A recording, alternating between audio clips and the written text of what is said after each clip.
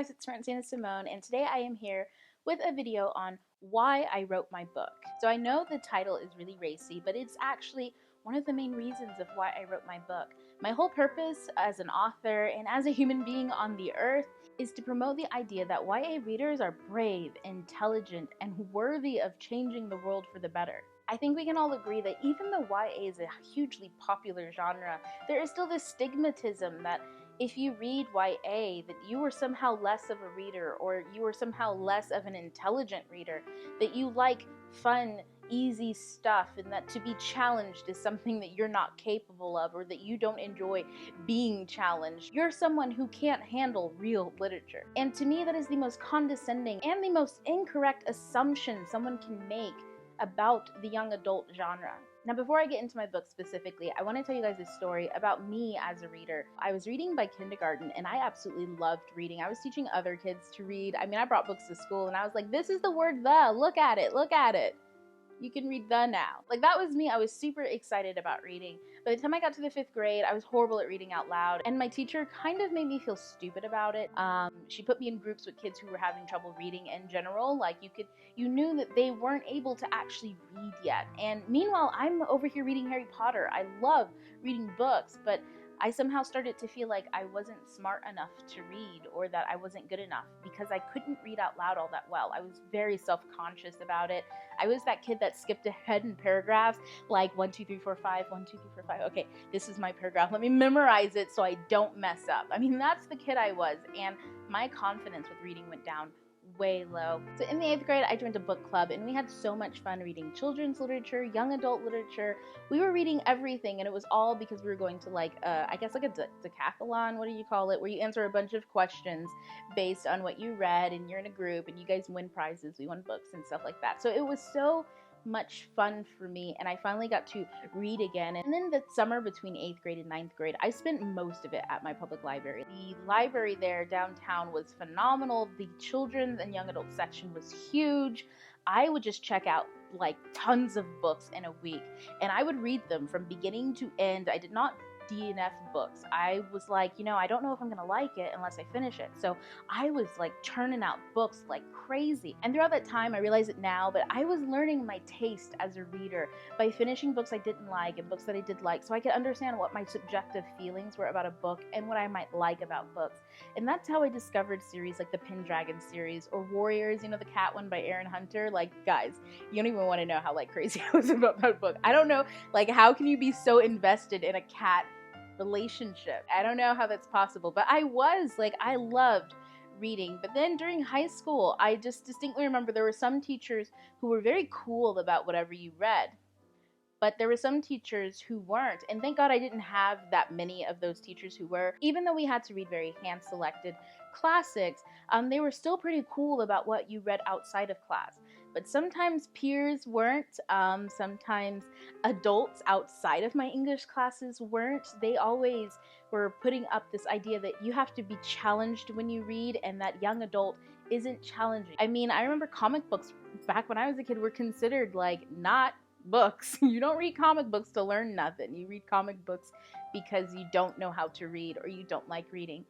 And I just remember feeling like that was so wrong. I mean, I was reading all sorts of crazy books in the young adult section that really challenged my ideas about things. I mean, I traveled the world when I opened up books. I was one of the lucky ones because I didn't stop reading it. I didn't really care what people thought. My best friend in high school liked reading young adult books, so we would share books, go to the library together. I mean, I was lucky that I was allowed to find my taste in books at that age. But then I look at people like my husband. He was literally told that the books he loved were meaningless, that if he read those books, that meant he wasn't smart. And to this day, he doesn't read fiction all that much. I mean, he's still an avid reader because he reads a lot of nonfiction and he consumes information like crazy, but he still feels pretty robbed of his love of fiction. And I think he was more obsessed with reading than I was as a kid. And, I know that there are more stories like that for adults today. I know that there's still stories like that going on now, and it's a problem that I take to heart. And my biggest philosophy is be the change you want to see in the world. At the end of the day, I just want other young adult readers out there to know that if you feel like you are the only one sometimes, or like no one is behind you, if you don't have friends that you go to the library with, if you don't have a community, you at least have me. And that's a start. So now about my book. I remember very distinctively when I was in university and learning how to write, we were still, again, young adult literature was considered really frowned upon, except for by one of my professors, Alan Heathcock, and he was amazing. At the end of the day, I can say that he truly understands what it means to be a writer. Every other teacher I had was not that way, and they thought that if you weren't writing contemporary, like modern literature meant to be a classic one day, you were essentially wasting your time and everyone else's in the class. And I'm a very stubborn person, guys, and I question everything, and I was like, well, what is the difference between this and this? Why is one better than the other? Because to me, it's not. So I remember going to the YA section because I was like, fuck all of these people, except for Al. And I'm just going to write the story that I want to write, and if they don't like it, fuck you. I remember this is when Twilight was like really huge, and I went and I was reading other paranormal romances because I was like, oh, this is kind of fun. I like paranormal romance. I love the fantastical element being bridged and married to the romantic element. And I just remember reading books that weren't quality. I was really dissatisfied with what I was reading. And in that moment, I felt a little bit of heartache because how could I promote this whole idea that YA is amazing when I can't even find an amazing book in a specific category in YA? And the harder I looked, the more dissatisfied I got, because I started to realize that Twilight started a trend of publishers wanting to get out a whole bunch of material just like it so they could make money off of it, and a lot of this stuff was not well done. And there was one book series in particular that really inspired me to write the book that I did, because it was just so poorly done, and there were so many of these books and they were still coming out that I was just floored. Not just for myself because I'd spent money on these books, but for what it was doing to the genre, what it was perpetuating. This idea that young adult is something to be poo-pooed at, quick, easy reads that have absolutely no depth to them and no authenticity. So that was the moment where I was said, fuck it, I'm just going to write the book that I want to read. I'm going to write the book that is quality, and I'm going to put all of my efforts into having these high standards. Even if I fall short ever, at least I know I am reaching for the stars and falling on treetops instead of hitting the ground like some of these other things. And I'm going to make it my life mission to promote this idea that YA books and readers can be brave and intelligent and worthy of changing the world like any other book. And so that is what set me on my journey with Katie and Tristan, and since then I have never looked back. Guys, I literally sat down one day, I think it was during finals week or the week before finals week, and I wrote out my entire book. All I ate was like smushed avocado, grilled onions, and bread. It was a really weird time for me. But I pumped out the first draft, and it was horrible, so don't get confused. I'm not over here like, I am a genius. No, the first draft is always the worst draft, and this was like absolutely horrid. It actually looked a lot like some of the books I was reading, which is really sad to say. Like, I'm not even trying to be funny here. That actually like really concerned me about the state of some of the books I saw on the shelves. So I knew that the next step was to question everything. Question what it means to be authentic. I mean, my mentor Al is actually the first person who set me on this whole authenticity journey. He always talked about authentic characters and what it meant to have authentic writing. So I questioned every single thing with my characters, with the plot, with the world, and everything formed around the answers that I got to those questions, and how a story is essentially nothing but a reflection of our lives. Maybe some more crazier than others. But at the end of the day, I was really proud of what I came up with. But more so, I was extremely excited and happy that there are actual objective, quantifiable things that we can look for in books to tell us whether it's quality or not. Now again, that doesn't mean that it's, going to change the world. I'm not going to say that my book specifically is going to change the course of humankind or the world, or it's like, the next Holy Bible, though it could be. But what I am saying is that there is a level of authenticity that can be reached, and it's quantifiable, and it's something that writers have to work on. That is the real work in the revision process, in the editing process. It is that developmental editing is all about making it authentic. And the more authentic a book is, the more we can enjoy it, the more layers there are, the more complex it is, the more discussions can be had, the more challenging the work is. So finishing this book, The Keeper's Vow, really meant a lot to me as far as personal growth as a writer, but also for my main mission, that young adult books can be challenging. They are no different than any other book out there. In fact, you can honestly say this about any genre. All books can be equal of quality, meaning that they are authentic to themselves. Knowing this and knowing that I could create that gave me that beacon of hope and of light, and it really set me on this path. So without further ado, I want to show you guys the thing that I've been working on for so long. Yes, it's blank.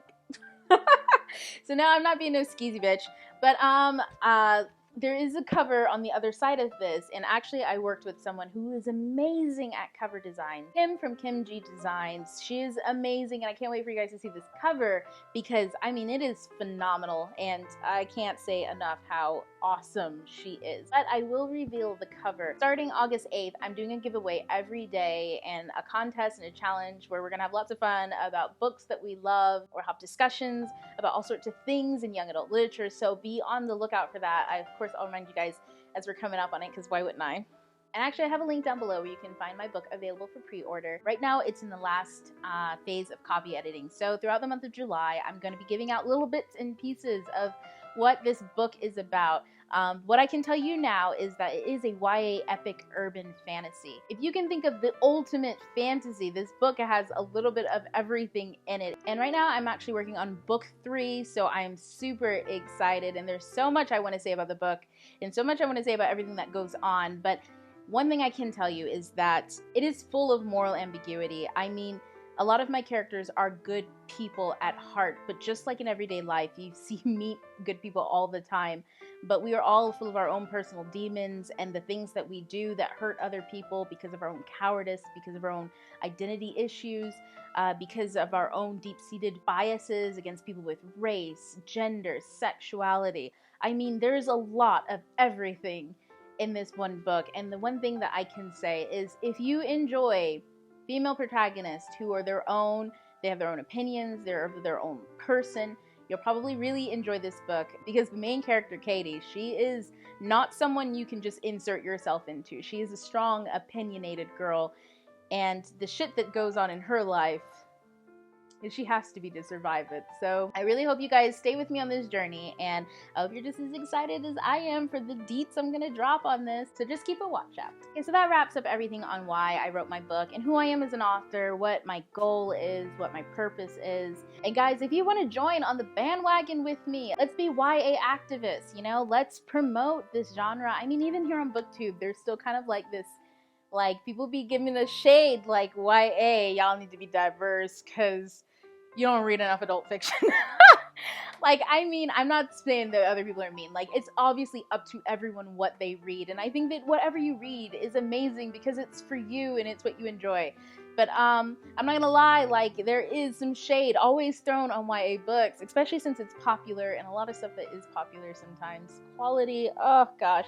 So, guys, join me on this whole crusade. Let's be YA activists. Let's, you know, look for them quality books, whether we like them subjectively or not, and let's push them forward. Let's talk about them. Let's have discussions, but always remember to be respectful above anything, because let's always remember to criticize the work and not the person, because at the end of the day, like, no matter how authentic anybody tries to be or whatever, we are still human, and perfection is, you know, one of those unattainable goals. So join me. It'll be so much fun. I love the discussions that we have about books. And let's take back our genre from all them, you know, trends and shit that just be fucking it up. So before I go, I do want to announce I am doing a Q&A. So next week, I'm uploading a giveaway video where I show the prizes that I'm going to give away and tell you guys the rules of the contest and everything like that.